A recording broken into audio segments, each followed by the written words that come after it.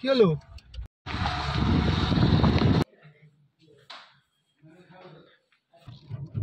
Hello সবাইকে, welcome back to my channel. আমি দিশা চলে এসেছি আবারও একটা ব্লগ নিয়ে কিন্তু আজকে তোমাদের কাছে। আর এই ব্লগটা কিন্তু একদমই নতুন কোনো ব্লগ নয়, এটা কিন্তু গুরুদাংবার লেকার কালাপাথরেরই থার্ড পার্টের ব্লগ। ঘড়ির কাঁটা বলছে সকাল 10:39 বাজে, আর এর মধ্যেই কিন্তু আমাদের কালাপাথরও ঘোরা কমপ্লিট হয়ে গেছে। আমরা অলরেডি কিন্তু গুরুদাংবার লেক ঘুরেই কালাপাথর ঘুরতে এসেছিলাম, আর কালাপাথরও আমাদের ঘোরা কমপ্লিট হয়ে গেছে। আমরা এখন সোজা চলে যাচ্ছি লাচেনের উদ্দেশ্যে, কারণ লাচেনে কিন্তু আমাদের আজকে লাঞ্চ করার আছে, যে হোটেলে আমরা ছিলাম সেই হোটেলে। আর তারপরে লাঞ্চ সেরে কিন্তু আবার আমাদেরকে বেরিয়ে যেতে হবে লাচুংয়ের উদ্দেশ্যে, কারণ আজকের আমাদের স্টে কিন্তু লাচুংয়ে। জাস্ট একবার সামনের দৃশ্যটা দেখুন, অপূর্ব একটা দৃশ্য।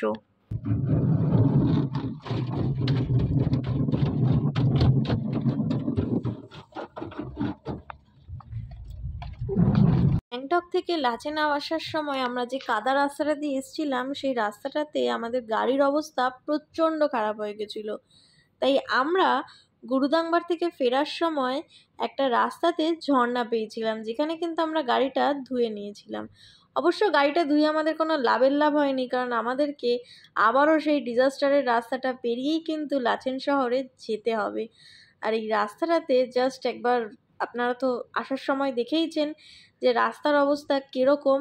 তবে একটা আমাদের বাঁচোয়া ছিল যে এই সময় আমরা যেখানে গেছিলাম সেই মুহূর্তে কিন্তু কোনো রকম বৃষ্টি ছিল না, রাস্তাঘাট মোটামুটি শুকনোই ছিল। তাই যতই আমরা কাদা রাস্তা পাই না কেন, আমাদের কিন্তু কোনো প্রবলেম হয়নি। এই যে সামনে তিস্তাটা বয়ে যাচ্ছে দেখেছেন, এই তিস্তার জল এখন কিন্তু ঠিক যতটাই শান্ত, এই ডিজাস্টারের সময় কিন্তু এই তিস্তার জলই বিশাল একটা ভয়ঙ্কর রূপ ধারণ করেছিল।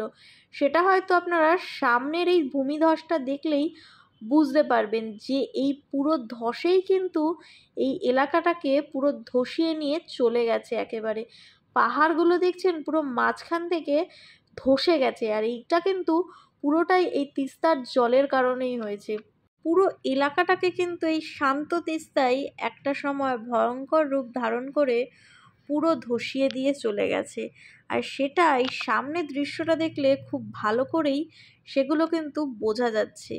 চলুন, এই রাস্তা দিয়ে কিন্তু আবারও আমাদেরকে ফিরতে হবে। আর সামনে দেখছেন প্রচুর টুরিস্ট গাড়ি কিন্তু যাচ্ছে, আর প্রচুর টুরিস্ট গাড়ি কিন্তু ফিরছেও, যারা আমাদের মতোই সকালবেলা বেরিয়েছে আর সকালবেলা ঢুকছে। আর ওই সামনে দেখেছেন সমস্ত গাড়িগুলো কিন্তু দাঁড়িয়ে থাকছে, কারণ এই ব্রিজগুলো দিয়ে একটা টাইমে একটাই গাড়ি যেতে পারবে সেই কারণে।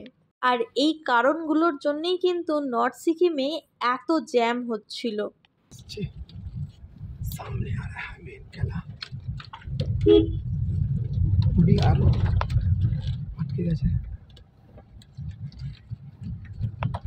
গাড়িটা আসছে বলে।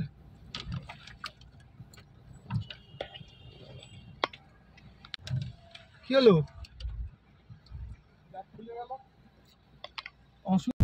ছেলেকেও যদি সাহায্য করাই যায়। হ্যাঁ, সেইটা তো ভাই, রাইডে আসলে তো সবাই সবাইকেই সাহায্য করে। আমরা গাড়ি নিয়ে এসেছি বলে বাইকিং কমিউনিটিকে করবো না, এরকম তো না। ওই যে উঠছে, এটা উঠতে হবে। একটা ভিডিও করবো, কেমন করে করবে?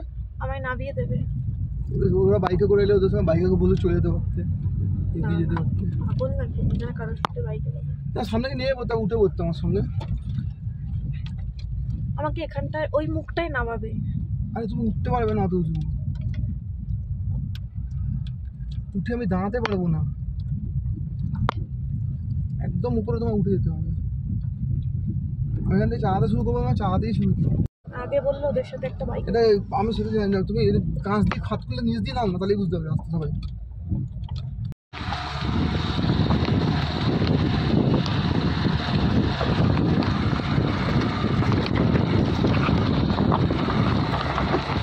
আজকে আর উঠতে হবে, আমি সেকেন্ড গিয়ারে উঠতে পারলাম না। এইগুলো তো এই যে উঠতে যে হচ্ছে, এগুলো তো কি 4x4 মারছে? উঠতে কি গান? আমাদের কি 4x4টা লাগলো? অটোমেটিক করা যায়, কখন লেগেছে কখন লাগেনি আমি জানি না। ঘড়ির কাঁটা বলছে দুপুর 12:22 বাজে। আমরা 10:39-এ কিন্তু কালাপাথার ঘোরা কমপ্লিট করে আমাদের গাড়ি স্টার্ট দিয়েছিলাম লাচেনে আসার জন্যে। আর এখন দুপুর 12:22-এর মধ্যে কিন্তু আমরা অলরেডি লাচেন শহরে ঢুকে পড়েছি। লাচেনে কিন্তু আমরা এখন আমাদের হোটেলেই লাঞ্চ কমপ্লিট করে আর আমাদের লাগেজগুলো জাস্ট গাড়িতে ভরেই কিন্তু আমরা বেরিয়ে পড়ব লাচুংয়ের উদ্দেশ্যে, কারণ আমাদের কিন্তু সন্ধে হওয়ার আগেই লাচুং পৌঁছে যেতে হবে। ঘড়ির কাঁটা বলছে কিন্তু দুপুর 1:34 বাজে। আমরা 12:22-এ লাচেনে ঢুকেছিলাম আর এই 1 ঘন্টার মধ্যেই কিন্তু আমরা খেয়ে দিয়ে লাঞ্চ কমপ্লিট করে আমাদের লাগেজ গুছিয়ে কিন্তু আমরা লাচেন শহর থেকে বেরিয়ে যাচ্ছি লাচুং যাওয়ার জন্যে। উংথাং মোড় থেকে যে দিকটা লাচুংয়ের দিকে যাচ্ছে সেখানে ঢুকেই কিন্তু আমরা দাঁড়িয়ে পড়েছি এখানে একটা সুন্দর ঝর্ণা দেখতে পেয়ে। আর এই ঝর্ণাটার থেকেও বড় যে কারণে আমরা এখানে দাঁড়িয়েছি সেটা হলো এই জায়গার এনভায়রনমেন্ট। এখানে কিন্তু লাচুংয়ের ঢোকা বেরোনোর যত ট্যুরিস্ট আছে প্রত্যেকেই কিন্তু একবার করে এই জায়গাটায় দাঁড়ায়। আর তার কারণ হলো এই যে সামনে দাদাটাকে দেখছেন, ইনি কিন্তু এখানে বড় বড় বক্সে সুন্দর করে হিন্দি গান গাইছে আর প্রত্যেকটা মানুষ সেটাকে ভালো করে এনজয় করছে। আর আমরাও কিন্তু সেটা এনজয় করব বলে দাঁড়িয়ে পড়েছিলাম। আর শুভজিৎও একটা চায়ের কাপ নিয়ে কিন্তু চলে এসছে আর সাথে আমরা এই সুন্দর পরিবেশটাকে এনজয় করব বলে। আর এই ঝর্ণাটার সামনে দাঁড়িয়ে কিন্তু আপনাকে ছবি তোলার জন্যে 20 টাকা টিকিট দিয়ে কিন্তু যেতে হবে।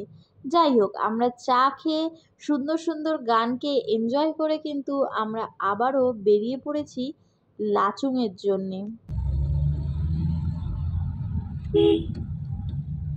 বেশ ভালো হচ্ছিল বেশ।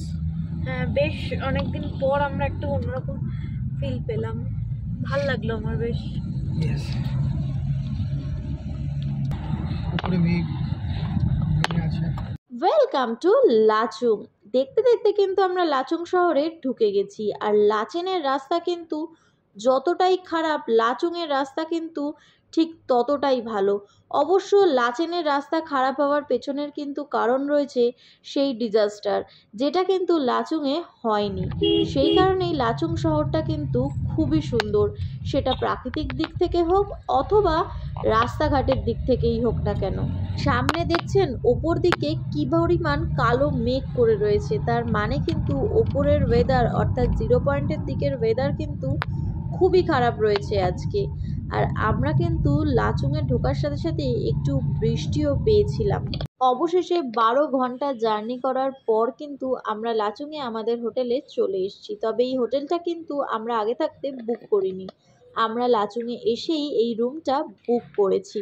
এখানে আমি আপনাদেরকে একটা ছোট্ট ইনফরমেশন দিয়ে রাখি, আমরা কিন্তু এই হোটেলের সাথে খাওয়া দাওয়া নিইনি।